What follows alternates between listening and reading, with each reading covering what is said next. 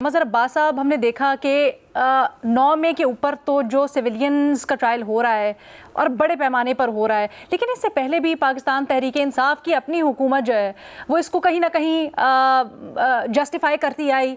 पाकिस्तान तहरीक इंसाफ के दौरे हुकूमत में 180 सिविलियंस का ट्रायल हुआ सर। अब ये जो इसके ऊपर एक सियासी नैरेटिव बनाया जा रहा है और दूसरी तरफ से इसका काउंटर नैरेटिव भी आ रहा है, आप इसके ऊपर क्या राय रखते हैं? देखिए, पहली चीज़ ये कि मैंने मिलिट्री कोर्ट कवर किया है। मैंने 98 में मिलिट्री कोर्ट में जाके बहुत सी हेयरिंग्स को कवर किया है। उस ज़माने में उस वक्त अलाउ कर देते थे, इमरजेंसी लगी थी कराची में, उसमें मिलिट्री कोर्ट, और मुझे एक मरतबा मिलिट्री कोर्ट में बुलाया भी गया था जनरल ज़िया-उल-हक के पीरियड में, एक केस के अंदर, किसी मेरी स्टोरी के सिलसिले में। हद तो ये है कि सुप्रीम कोर्ट में ऐसा भी हुआ था कि जो रिटायर्ड अफसर थे उनका ट्रायल भी सुप्रीम कोर्ट में, वो बाकायदा उनको फिर उन्होंने कहा कि जी हम, वो most probably farmer federal minister थे उन्होंने, और उनको बहाल किया गया और फिर उनका ट्रायल हुआ। पहली चीज़ तो ये सिर्फ सिविलियंस नहीं हैं, ये याद रखें, ये सिर्फ सिविलियंस नहीं हैं, ये पॉलिटिकल वर्कर्स हैं। ये किसी आउटलॉड ऑर्गेनाइजेशन के लोग भी नहीं हैं कि आपने कहा कि ये आउटलॉड ऑर्गेनाइजेशंस के इसलिए आपने ट्रायल किया।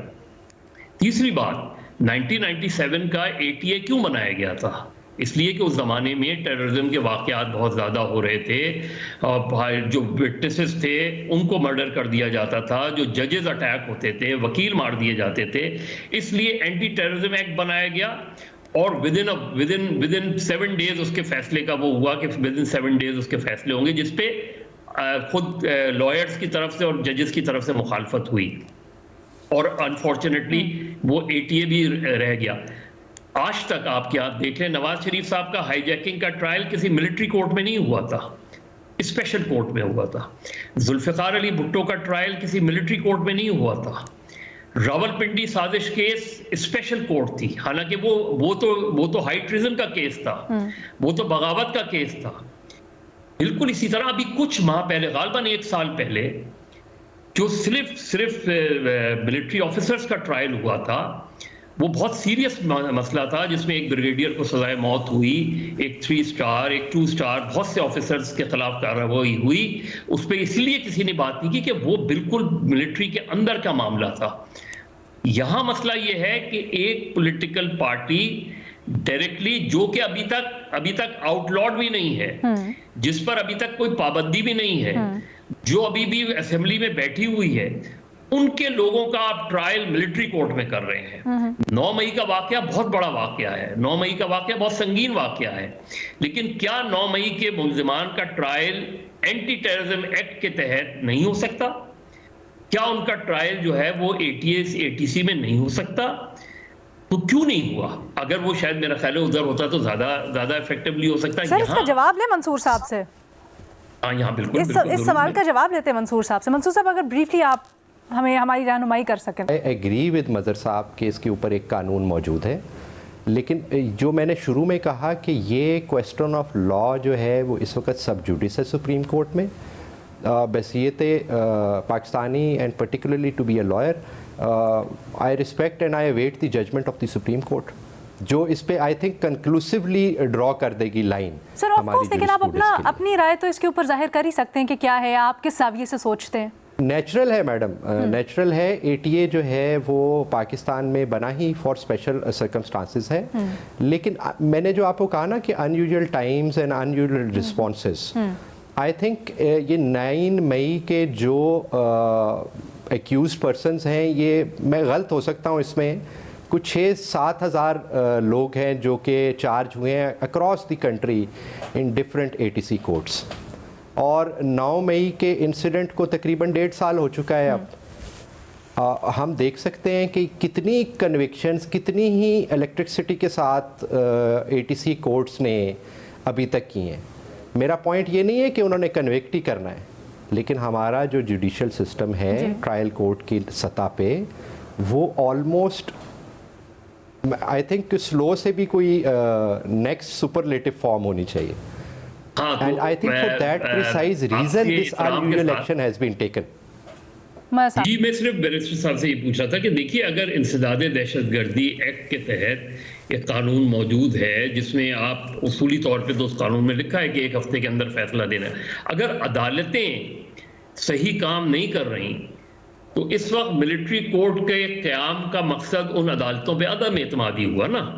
दूसरी बात ये कि अगर वो अदालतें उन अदालतों में सही तरह काम करवाएं आप उसको ये तो हुकूमत और आप जो अदलिया का जिम्मेदारी है ना।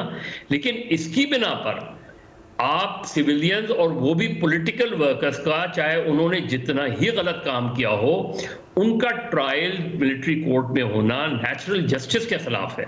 नेचुरल जस्टिस तो ये है कि आप नॉर्मल सिविलियन अदालतों में उनका ट्रायल हो, उनको सजाएं हों, और ये अदलिया इंश्योर करे कि उनको जो है उनका फौरी तौर पे ट्रायल हो, फौरी तौर पे उनको जो भी सजा हो या बरी हो, जो भी हो। इसमें ये कंफ्यूजन फैला ही इस वजह से कि आप सिविलियंस का और वो भी पॉलिटिकल वर्कर्स का ट्रायल मिलिट्री कोर्ट में कर रहे हैं। इसीलिए गालिबन जो इंटरनेशनली रिएक्शन आया है वो भी इसी वजह से आया है।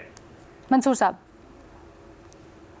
जी, मैं ब्रॉडली एग्री करता हूं सर से, और मेरा भी यही पॉइंट है कि ये जो अनयूजुअल स्टेप लिया गया है, एक्सेप्शनल इसको कहा जाएगा, वो I think it speaks more of the frustration on the judicial system of Pakistan के कन्विक्शंस नहीं हो रही और लेंथी प्रोसीडिंग्स हैं, और आई थिंक यही रीज़न थी जिसकी वजह से 2015 में भी मिलिट्री कोर्ट की तरफ रुजू किया गया था। अदरवाइज़ पाकिस्तान में कोई एज सच सेट प्रेसिडेंट्स नहीं है कि सिविलियंस को मिलिट्री कोर्ट में ट्रायल किया जाता है। लेकिन डज इट जस्टिफाई कि 9 मई के भी फिर अब अगर आपकी जुडिशल सिस्टम में, सिविलियन जुडिशल सिस्टम में मसले हैं तो फौजी अदालतों की तरफ ही लेके जाया जाए। ऑल्सो देयर 2 कॉन्ट्रडिक्शंस मंसूर साहब। एक तरफ ये कहा जाता है कि सिविलियन सिस्टम में खामियां इस वजह से और उससे फ्रस्ट्रेट होके जा रहे हैं, दूसरा ये कहा जाता है कि क्योंकि ये तो ऑफेंसेस ही मिलिट्री और उनकी बिल्डिंग्स के ख़िलाफ़ और इन जनरल मिलिट्री के डिकोरम के ख़िलाफ़ थे तो इसलिए किया जा रहा है। ये आपस में कॉन्ट्रडिक्ट भी करते हैं। नहीं, मेरा ख्याल में कि ये सिचुएशन बड़ी वाज़ेह है कि मिलिट्री के पास जुरिस्डिक्शन थी। अब हम उस जुरिस्डिक्शन के ख़िलाफ़ हों या उसके साथ हों, ये एक सेपरेट बात है, और वो अपना ओपिनियन उस पर हम रख सकते हैं। लेकिन बहरहाल ये एक एक्ट ऑफ पार्लियामेंट है, पाकिस्तान आर्मी एक्ट। मेरा पॉइंट ये है कि इसको चले हम एक और तरह देख लेते हैं कि लेट से एक पर्टिकुलर पॉलिटिकल पार्टी इस पैराए में इस जुरिस्डिक्शन के खिलाफ है। अगर हम इसको नैरो डाउन कर लें, they had all the ample opportunity to strike down this law during this time, but they themselves used it when they were in power. इसका मतलब है कि जो चीज़ उस वक़्त सही थी वो अब गलत है, या जो अब सही है वो उस वक़्त गलत है। तो कंट्राडिक्शंस अगर हम देखना चाहें तो हम उस एंगल से भी देख सकते हैं जैसे आपने बात की, इस एंगल से भी देख सकते हैं जैसे हमने बात की। मेरा पॉइंट टोटली ये है कि जो ICCPR जब रेफर किया जाता है तो उसकी एक रिटन टेक्स्ट है, उस रिटन टेक्स्ट के ऊपर इस चीज़ को जज कर लेना चाहिए लीगल पैराए में। ठीक है, वो लीगल पैराए में ये पूरी उतरती है। इसमें 7 लिमिटेशंस हैं जो आपने प्रोवाइड करनी है एक्यूज्ड को। डिटेल जजमेंट की लिमिटेशन नहीं है, इसलिए उन्होंने ICCPR का जिक्र करके डिटेल जजमेंट अलहदा लिखा। तो हमें जब भी कोई बाहर से हम पे उंगली उठाता है, हमें we should not wash our dirty linen in front of them and cry foul. I think हम एक ऐसी सोसाइटी हैं जो आपस में बैठ के डायलॉग के थ्रू चीज़ों को कानूनी तरीके से हल कर सकते हैं, और वो कानून पाकिस्तानी होगा, वो प्रेसिडेंट्स पाकिस्तानी होगी। इसीलिए आप देखें कि जो ब्रिटिश प्रेस रिलीज़ है वो बड़ी अच्छी डिप्लोमेटिकली फ्रेज्ड है। उन्होंने स्टार्ट ही यहाँ से किया कि we respect the judiciary of Pakistan and judicial system of Pakistan. And then it was not went a on to gung-ho type the reservations.